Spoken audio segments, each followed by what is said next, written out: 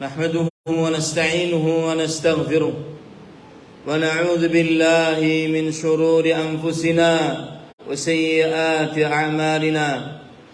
من يهده الله فلا مضل له ومن يضلل فلا هادي له.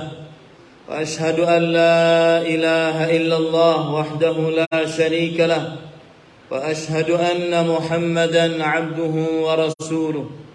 يا أيها الذين آمنوا اتقوا الله حق تقاته ولا تموتن إلا وأنتم مسلمون. يا أيها الناس اتقوا ربكم الذي خلقكم من نفس واحدة وخلق منها زوجها وبث منهما رجالا كثيرا ونساء واتقوا الله الذي تساءلون به والأرحام إن الله كان عليكم رقيبا. يا أيها الذين آمنوا اتقوا الله وقولوا قولا سديدا يصلح لكم أعمالكم ويغفر لكم ذنوبكم ومن يطع الله ورسوله فقد فاز فوزا عظيما.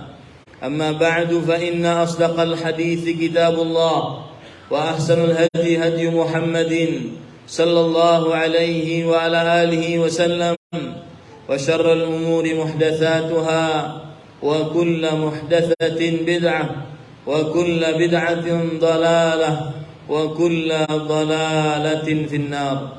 اللهم صل على محمد وعلى آل محمد كما صليت على إبراهيم وعلى آل إبراهيم إنك حميد مجيد. اللهم بارك على محمد وعلى آل محمد كما باركت على إبراهيم وعلى آل إبراهيم إنك حميد مجيد. أحبتي المسلمون عافاني الله وإياكم اتقوا الله تعالى في السر والعلن. قال الله تعالى في القرآن الكريم ومن يتق الله يجعل له مخرجا ويرزقه من حيث لا يحتسب. Wahai kaum muslimin yang saya cintai karena Allah, semoga Allah Subhanahu wa taala selalu memberikan afiat kepada kita di dunia dan di akhirat. Khatib mewasiatkan agar senantiasa bertakwa kepada Allah Subhanahu wa taala.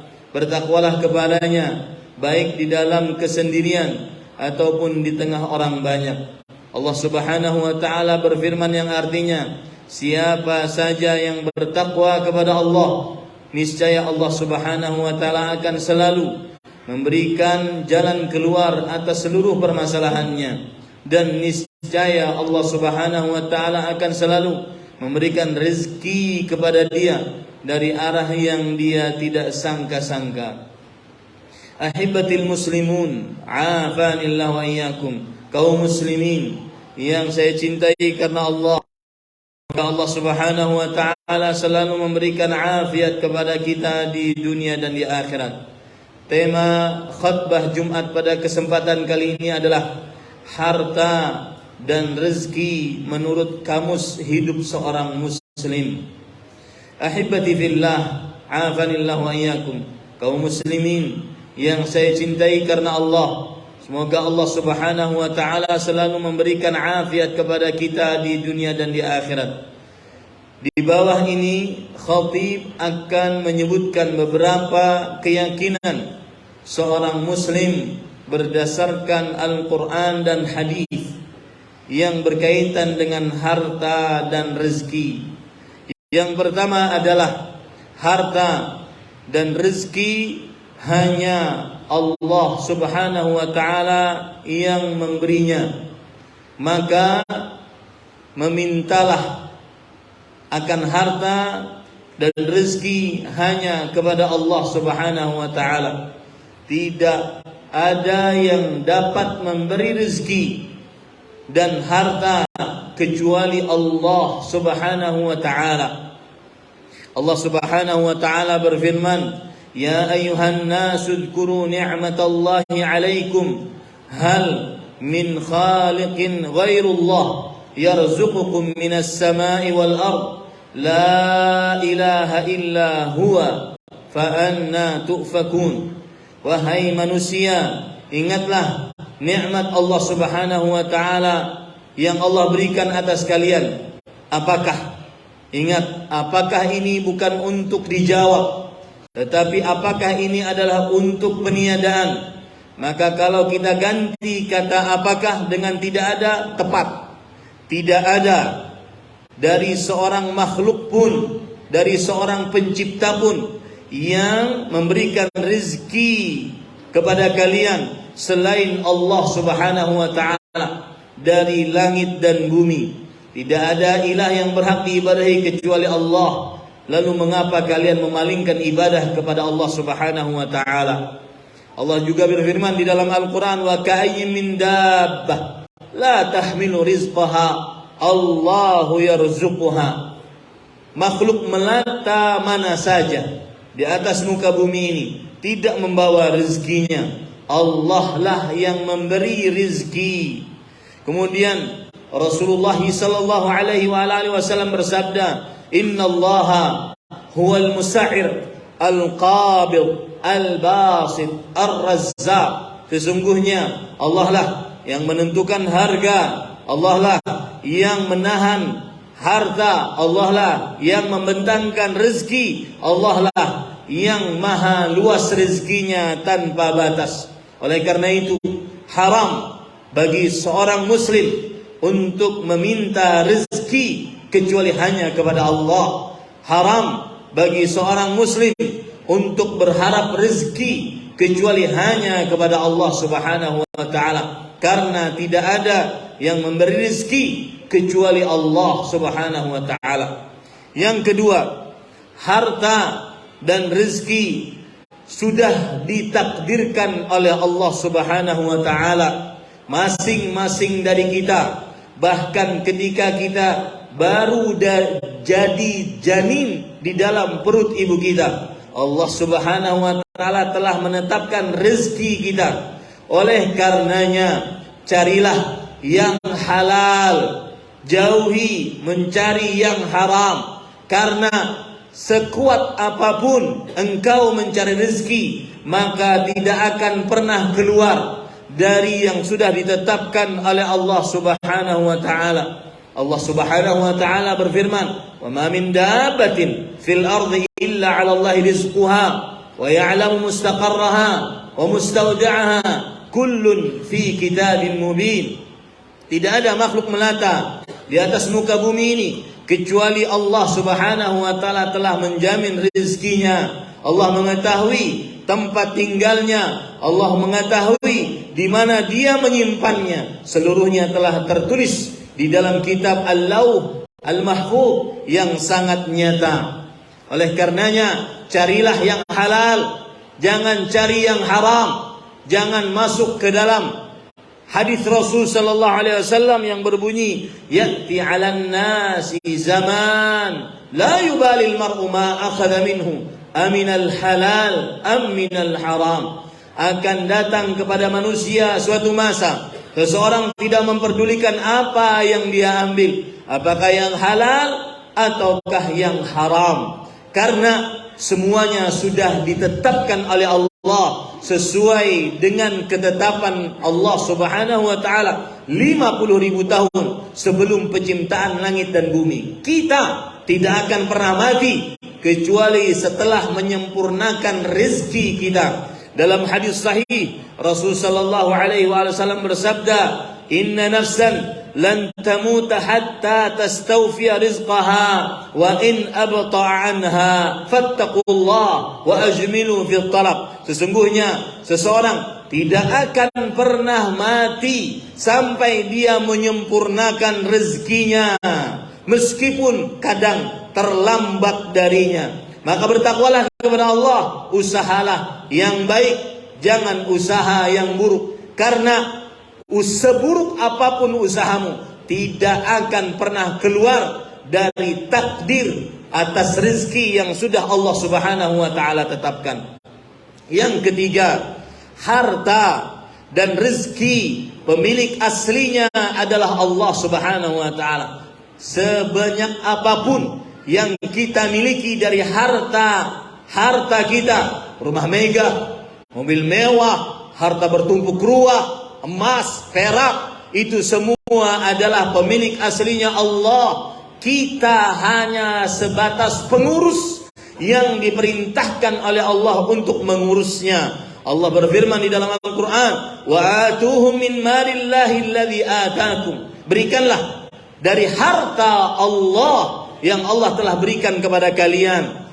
Apa fungsi poin ketiga ini? Ketika Allah sang pemilik asli harta menginginkan kita untuk mensedekahkan harta tersebut, maka tidak akan pernah bakhil kita, karena kita hanya sebatas pengurus. Allah Subhanahu wa taala berfirman, "Aminu billahi wa rasulih wa anfiqu mimma ja'alakum mustakhlafina fi, falladzina amanu minkum wa anfaqu lahum ajrun kabir." Berimanlah kepada Allah dan Rasulnya, dan bersedekahlah dari apa yang telah kami jadikan bagi kalian sebagai pengurus di dalamnya.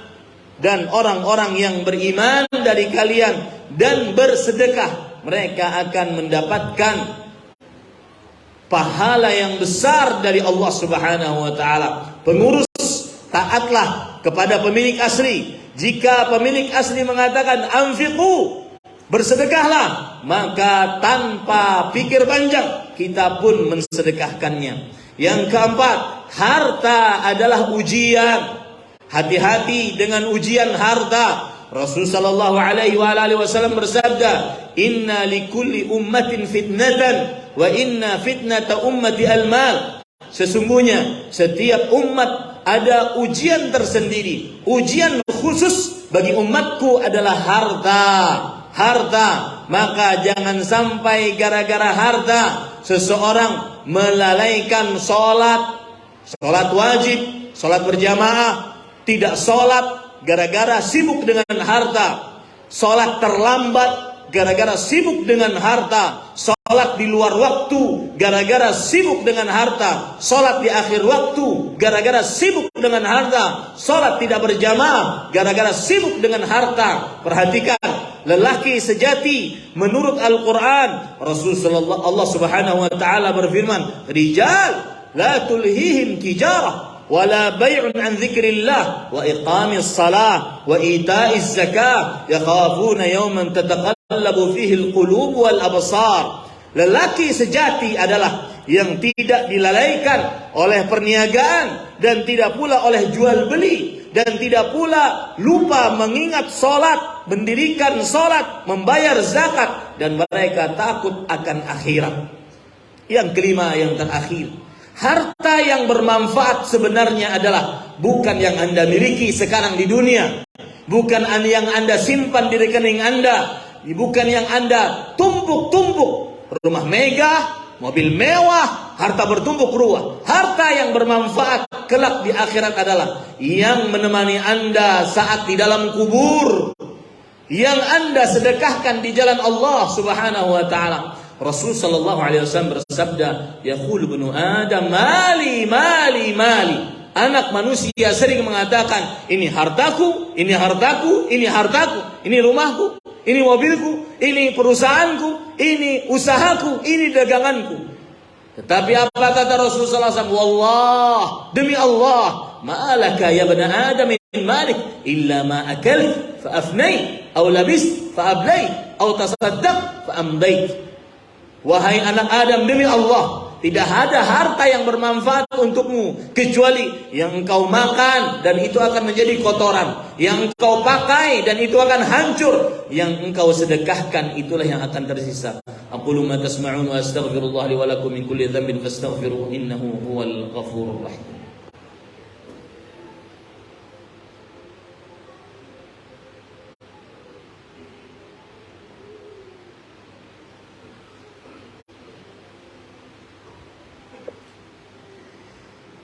الحمد لله على إحسانه والشكر له على توفيقه وامتنانه وأشهد أن لا إله إلا الله وحده لا شريك له تعظيما لشأنه وأشهد أن محمدا عبده ورسوله الداعي إلى رضوانه صلى الله عليه وعلى آله وأصحابه وإخوانه Allahumma salli wa sallim wa barik wa an'im ala 'abdika wa rasulika nabiyyina Muhammad wa ala alihi wa ashabihi ajma'in.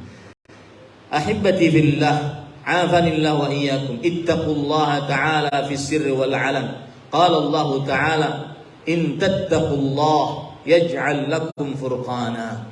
Wahai kaum muslimin yang saya cintai karena Allah, bertakwalah kepada Allah di dalam keramaian dan di dalam kesendirian. Allah Subhanahu wa taala berfirman yang artinya, bertakwalah kalian kepada Allah, maka niscaya Allah Subhanahu wa taala akan memberikan petunjuk yang membedakan antara yang hak dan batil. Ahibbati billah, afanillah wa iyyakum. Boleh seorang muslim berusaha, mengeluarkan tenaga, mengeluarkan pikiran, mengeluarkan rencana untuk mendapatkan harta dan rezeki dari Allah. Tetapi jangan lupa, di sana ada usaha syar'i yang ditunjuki oleh Al-Quran, usaha dini yang ditunjuki oleh agama Islam yang semestinya harus kita lakukan. Yang pertama adalah perbanyak ibadah, karena beribadah sama dengan mencari rezeki. Allah berfirman dalam surat Al-Ankabut, "Fabtaghu 'indallahi rizqa wa'budu." Carilah di sisi Allah rezeki dan beribadahlah kepada Allah. Jangan dikira 2 rakaat sebelum subuh dan salat subuhnya bukan pelancar rezeki.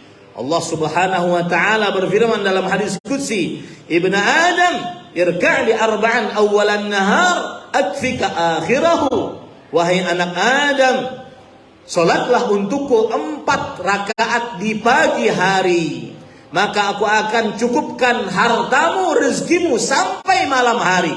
Kata Syekhul Islam Ibnu Taimiyah rahimahullahu taala, 4 rakaat yang dimaksud di dalam hadis indi raka'atul fajri wa faridatuha, 2 rakaat sebelum subuh dan salat subuhnya.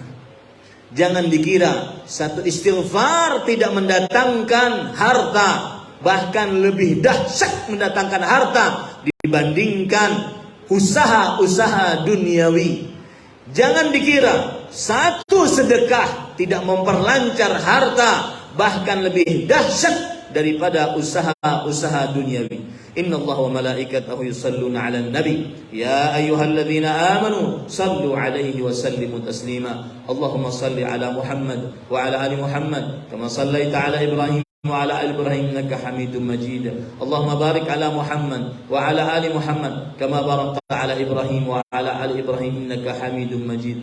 Wardallahumma 'anil khulafa'ir rasyidin Abi Bakr wa Umar wa Uthman wa Ali wa anis sahabati wa man tabi'ahum bi ihsan ila yaumiddin. Allahumma ighfir lil muslimin wal muslimat wal mu'minin wal mu'minat al ahya'i minhum wal amwat. Rabbana ighfir lana wa li ikhwanina alladhina sabaquna bil iman wa la taj'al fi qulubina ghillan lil ladzina amanu rabbana innaka ra'ufur rahim. Rabbana ighfir lana wa li walidina wa lil mu'minina yawma yaqumul hisab. Rabbana ighfir lana wa li walidina warhamhum kama rabbawna shighara. Rabbana hab lana min azwajina wa dhurriyyatina قرة أعين واجعلنا للمتقين إماما. رب اجعلنا مقيم الصلاة ومن ذريتنا ربنا وتقبل دعاء